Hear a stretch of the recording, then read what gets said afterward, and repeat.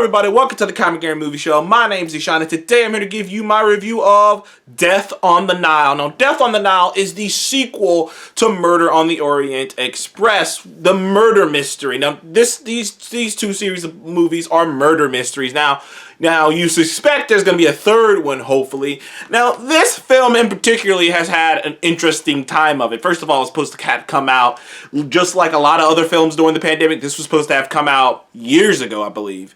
At least a year ago. But like a lot of films, it got pushed back. Also, this is one of the last films. This is also one of the last, what's the word I'm looking for? Holdouts from the old Fox, 21st Century Fox Studios. This was basically one of the last projects that was ever made. You know, you got Free Guy and a couple other projects, but this one is an old 20th Century Fox film that was already done by the time Disney had acquired the Fox's film division. So this movie has been in the works, has been done for quite some time now, and there's a lot of controversy surrounding this movie, around one of the main actors in the movie. If you haven't heard about Armie Hammer and the multitude of things he's been accused of, that, you know, if you follow him on Instagram and on Twitter and on all his other handles that he once used to have, I don't know if he still has them.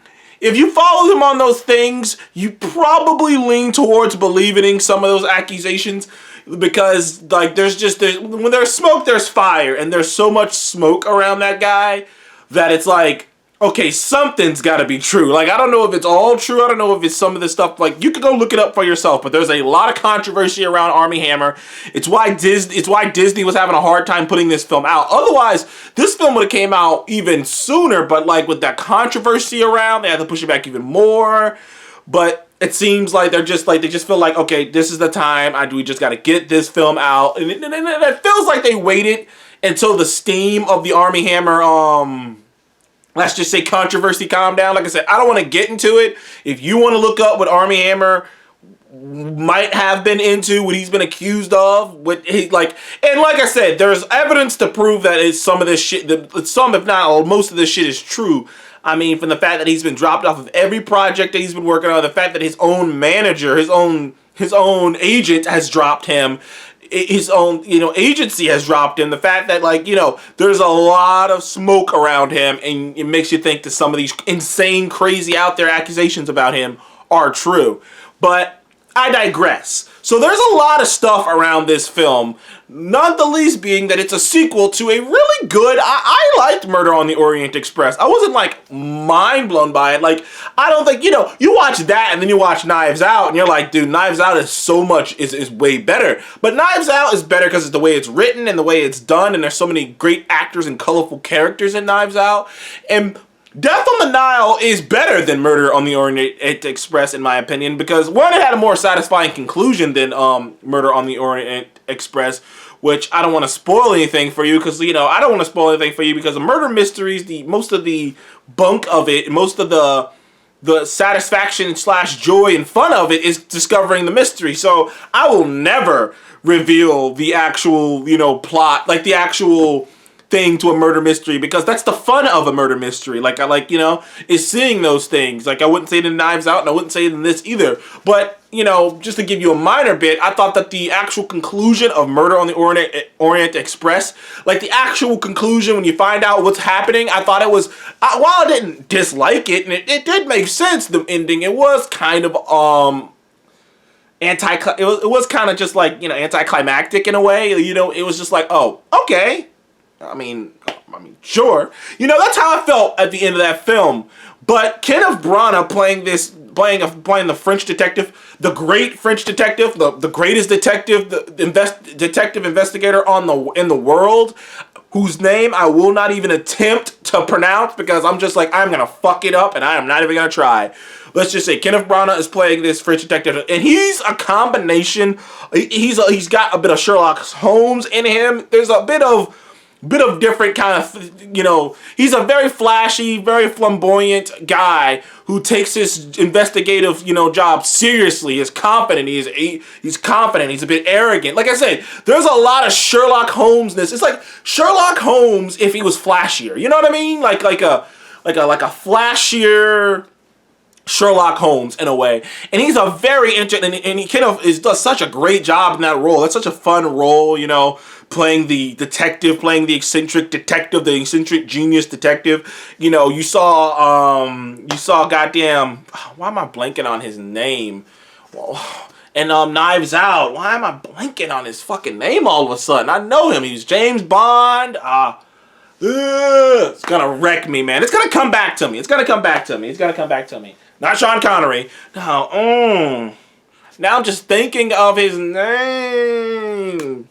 It'll come back to me. But Kenneth Branagh, but like when you get to play that character, the genius detective in something, it's always a fun role because you get to just be the center of attention and just put the pieces together and whatnot. And that's the same thing in this. He comes back and he does another phenomenal job as the world's greatest detective. And, you know, the story for this one around this time around is that there's this rich billionaire, well, millionaire maybe, because the story takes place in the 1930s, so maybe not billionaire. I don't know if I don't think there were billionaires in the 1930s. Maybe there was, and I don't know.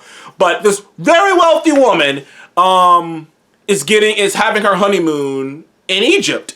And she's having her honeymoon in Egypt. She's invited a bunch of her friends. That she's doing a whole kind of party thing. She's invited a bunch of people that she knows, associates and whatnot, to this thing. Many associates have different feelings about her. Some not, some good, some bad, mostly mixed. You know, she's invited a whole lot of people out here. And coincidentally, the great detective was also invited by someone else, but he was also invited to be at this thing. And they go on a little trip on a boat on the Nile, and murder ensues. And the mystery is afoot. The detective has to discover who is killing people on this boat and figure it out quickly before more bodies drop. And that's really the setup. I can't really say much else without really giving something away, except, like I said, you really can't say too much about this film without giving something away, except that I will admit one thing, and I'm not the guy to say this. I have gotten on my friend Seth many times about this, because when he does it, I don't believe him. Like, I'll never forget when we were watching Spider-Man Homecoming, and the whole vulture scene popped up where the vulture was Liz's father, and he was like, oh, I saw that coming. And me and Mark were just looking at him like, no, you fucking didn't. like you didn't say anything. You didn't go, oh, it's probably this. No, you didn't say shit. You're just like, oh, I thought it. Like, man, get the fuck out of here. But I will admit, I actually predicted two things up top. I predicted the ultimate conclusion of who's behind the death or deaths, and I even knew the why. And I came up with those almost within the movie's 2 hours. The movie's about 2 hours, exact 2 hours. And I came up with those conclusions about roughly 20, 30 minutes into the movie. I came to that conclusion. And I'll give the movie credit. There's so many moving parts that the movie does do a decent enough job. It did a decent enough job of making me hesitate and think, well, maybe I don't know what I think I know. Or maybe this happened. I mean, this could happen too, and that could have happened. But in the back of my mind, like my initial actual guess, because that's what I love doing in these kind of movies. I love murder mystery movies, you know, murder mysteries in general, in shows and whatnot, because I like to off top, like that's the fun thing I like to do, up top predict what I think it is. And for me personally, I do this in every part of my life. It might be strange, but every part of my life, whenever I think of a situation that could have multiple outcomes, I break it down into A, B, and C. I don't know why. I go, A's the most likely, B's might have happened, and C's the lowest. And then up top, when I was watching this film, I do it in everything. I go, either A, this happened, B, this happened, or C, this happened. But I think it's A, but those two other things below it are a possibility. And right up the top, when I was like, I'm gonna go with my number one guess, I was completely correct. And I was like, ha! Knew it. And I couldn't tell if I just had knowledge of murder mysteries or I've watched so many films and movies and shows that I can understand plot and understand where it was going. But or I was just clever. Either way, I did predict it. And it did take a bit of the sting out when it was revealed to be what I thought it was. But, you know, overall, I had a great time watching this. It was a nice, fun murder mystery. It's not as good as Knives Out. So far, Knives Out has set the bar. But the difference between Knives Out and this and Murder on the Orient Express is that Knives Out had better characters, had funner characters. Like the characters in that were such assholes and so many different big exploding personalities. And I think Rian Johnson did such a great job of writing those characters to like, because murder mysteries, and this one might be one of my big complaints about this film, is it's a slow build up till the actual murder starts happening. Like, I'll tell you, like the first 45 minutes, maybe 50 of this 2-hour movie, almost an hour of this film goes by without anything really happening. Like, there's stuff happening, they're setting up seeds and stuff, but nothing's really happening. And, which isn't a problem, because you have to do that in a murder mystery. You have to set up set up things and, you know, take your time to set it up. The problem is, none of these characters are dynamic enough, or interesting enough, or funny enough, or something enough to, you know, entertain while we're doing that. Whereas Knives Out, I think, had the advantage of, so all those characters, if it was, you know, all of those characters were just so interesting and funny. If it was just if it was Chris Evans or Jamie Lee Curtis or Michael Shannon. Is Michael Shannon? Yeah, Michael Shannon. Like, all of those characters had such interesting things to say and interesting things going on with them that it just made like you're watching them and you're just like, this is interesting. Like that, even the build-up, like just seeing this family interact before a murder even goes down is entertaining and interesting. You know what I mean? Whereas this, the entire time, the entire 50 minutes, you're just waiting for the murder. Like, that's what I felt. I'm just waiting for the murder to go down so that it can pick up, so that we can get, like, so that things can pick up. But, like, and once the murder starts going, murder happens and starts going, you know, stuff starts happening, it does pick up, and it does become very enjoyable and very fun, especially the conclusion. But it took 50 minutes for it to pick up. You know what I mean? Like, that's a while. That's a while. Like, don't get me wrong. It wasn't like it was like nothing in those 50 minutes. They were setting seeds and whatnot. And if you're someone who likes murder mysteries, you're probably going to love this movie much more. But if you're someone who just wants to go out and see a movie and not think, or see a movie and just see it, I wouldn't really, you know, I don't know if I can suggest this to you, because it's not as quite as fast paced as Knives Out, and there's not as quite as big of personalities and stuff going on as Knives Out. So in the end, I would have to give Death on the Nile a 7 out of 10. I had a fun time watching it, and it's still a really solid, good murder mystery, and overall, maybe even a 7.5 actually, because I would have given Orient Express a 7. But overall, you know, it took a while to get going.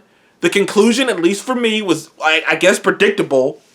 And it maybe not be predictable for you, but for me, you know, I don't know, I watched so much shit that maybe it was predictable for me. And like I said, and none of the characters, other than the main character, other than the detective, the Kenneth Branagh's world's greatest detective, he is entertaining the whole time. But other than him, and a couple characters, most of the other characters are not that noticeable. They're not noticeably bad, they're just not that noticeable. So overall, at the end of the day, I have to give this movie a 7.5 out of 10. Had a great time. I had a fun time with Death on the Nile. Anyways, thank you guys for joining the Comic Guy Movie Show. Please like, subscribe, and comment below and let me know, what did you think of this? Are you a fan of murder mysteries, as I am? I'm a huge fan of murder mysteries. I really like that. I really like the puzzle and putting it together and being like, I think this is what happened. Anyways, thank you guys for joining the Comic Guy Movie Show again. I'll see you guys on the next one. Goodbye.